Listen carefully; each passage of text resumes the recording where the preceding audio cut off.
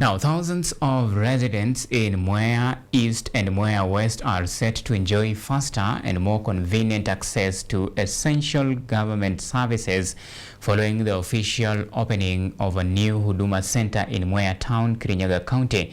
The 61st Huduma Center in the country and the second in the county is expected to cut travel costs, improve service delivery, and enhance access to critical public service for locals.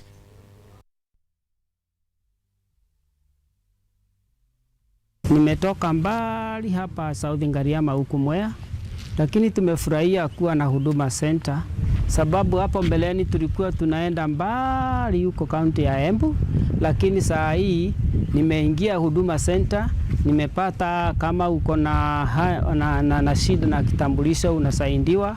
Huduma Center hapa Mwea imekuwa operationalized ama ilianza kufanya kazi wiki 3 zilizopita.